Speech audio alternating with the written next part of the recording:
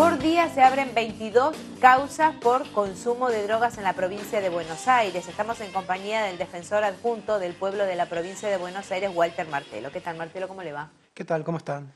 Bueno, uno dice 22 causas por día, que es por consumo personal.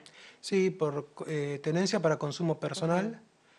Una de cada 4 causas que se abren en la provincia de Buenos Aires vinculadas a los delitos de violación a la ley de estupefacientes están vinculadas al consumo personal. Son casi 7.000 causas anuales que además generan un colapso en la justicia que lo único que tiene que hacer es recibirlas y rápidamente archivarlas, porque hace ya 10 años, se cumple este año 10 años de lo que se conoce como el fallo Arriola, que declaró inconstitucional la penalización por tenencia para consumo personal. Este fallo Arriola, para que la gente comprenda, tiene que ver puntualmente con la cantidad de consumo, o mejor dicho, la cantidad de droga que se le encuentran a las personas en los distintos allanamientos. Claro, Arriola era un joven de Rosario que estaba con unos amigos en una esquina de Rosario, que fue detenido por la policía en aquel entonces, y al que se le secuestró una dosis mínima de cigarrillos de marihuana, un poquito más de 1 gramo, y que se le inició una causa justamente por tenencia. La Corte entendió que no se trataba de comercialización, no estaba vendiendo, ni solamente tenía en su poder sustancias para consumo personal, y lo declaró inconstitucional hace 10 años, el artículo justamente que penaliza esa situación. Sin perjuicio de ello, muchísimos juzgados y la policía, en muchos casos, detiene a los jóvenes por esta circunstancia, obviamente le labra una actuación judicial que queda en la nada, pero que justamente atenta contra el desvío de recursos que bien podrían ser aplicados justamente para penalizar lo que tiene que ver con la comercialización y el tráfico, que es lo que no va en concordancia con el número de causas que se registra para consumo personal. Martelo, contemos lo del caso del juez Giuliano, que es uno de los que investigó, donde llegó a la conclusión del gasto importante que tiene el Estado en este tipo de allanamientos, donde a lo mejor se encuentra, como bien lo manifestabas, a un joven con un cigarrillo de marihuana. Sí, el juez correccional de Necochea, Giuliano, tuvo que intervenir en una causa vinculada a consumo personal de una joven en Necochea, y empezó a seguir todo ese proceso y a ver digamos, qué implicancia tenía en la cantidad de habitantes de la zona. Inclusive si uno verifica las estadísticas de la Procuración, ve que Necochea es el departamento judicial con mayor denuncias por causas para tenencia por consumo personal. Y él lo que hizo fue recopilar la información de su lugar, de Necochea, Lobería y San Cayetano, y ahí determinó que al menos había 600 acciones de requisa policial hacia jóvenes, a los que se les sustanciaba una causa y que quedaba obviamente, por lo que comentábamos anteriormente, archivada.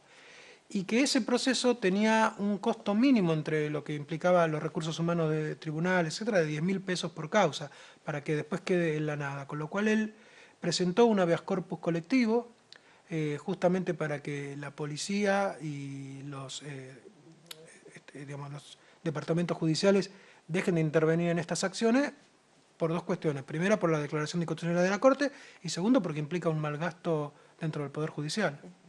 Y desde la Defensoría del Pueblo de la provincia de Buenos Aires, ¿cómo se está actuando en consecuencia de esto? Bueno, lo que nosotros hacemos es sumarnos a lo que se está articulando como una acción generalizada de todas las organizaciones, que tiene que ver con lo que mencionaba anteriormente, que se cumplen 10 años del fallo que determinó que estos chicos detenidos en Rosario habían sido mal detenidos. Y desde allí poner en evidencia de alguna forma con los propios datos oficiales de qué se trata y cuántos son. Y nos parece una acción importante justamente para que se modifique la legislación y claramente se le quite las atribuciones que tiene la policía y los estamentos judiciales de detener a jóvenes que tengan en su poder sustancias para consumo personal, porque claramente no lo decimos nosotros, lo dijo la Corte Suprema de Justicia de la Nación.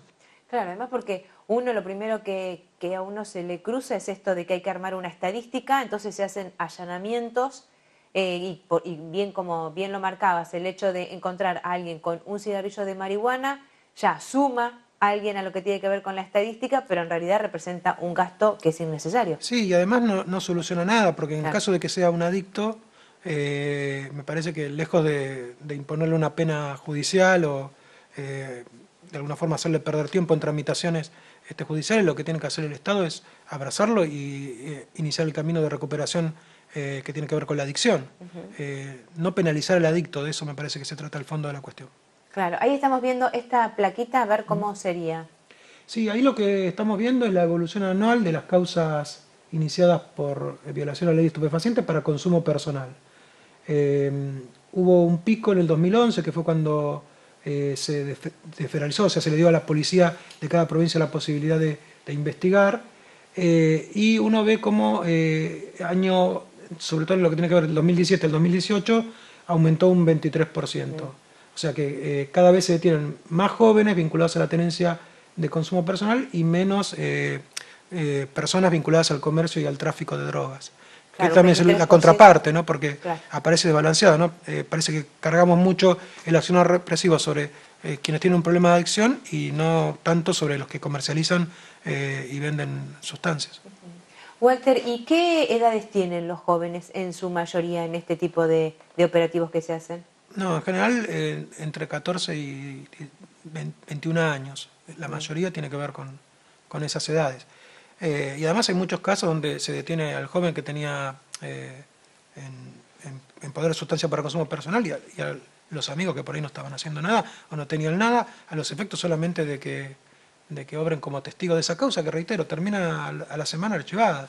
Claro. Hay una serie en Netflix muy popular que es Así nos ven, que está vinculada por ahí a jóvenes en Nueva York que son detenidos acusados de un crimen que no cometieron y que de alguna forma muestra todas las falencias del sistema judicial. En Argentina, en este caso, es mucho más grave porque le da al poder a la policía un poder de discrecionalidad sobre a quién detener y a quién no, que no lo tiene ninguna fuerza represiva del mundo. ¿Y cuál es el objetivo que se busca con esto? ¿Que se implemente nuevamente lo que tiene que ver con la ley del consumo personal, pero en realidad es el Estado quien debe responder? Sí, dos cosas: que se modifique la ley, ese artículo 14 que veíamos ahí, Sí. que a partir de la declaración anticonstitucional que quede, digamos, derogado de la ley, que es lo que no se ha hecho. Y segundo, que, digamos, en los casos de tenencia, verificar que el joven tiene un problema de adicciones y encauzarlo dentro de los dispositivos de recuperación de las adicciones, no penalizarlo. Reitero, porque lo dijo la Corte. La Corte en ese fallo de los 3 jóvenes rosarinos no solamente dijo que era inconstitucional, sino que le endilgó al Estado una serie de recomendaciones que tenían que ver con fortalecer los dispositivos de prevención y de atención de adicciones, que no es lo que está pasando, obviamente, desde el fallo hasta la época, pero que se ha agudizado últimamente con los recortes de presupuesto de la CEDRONAR. Muchas gracias. No, a ustedes, como siempre. Hacemos una pausa, ya venimos.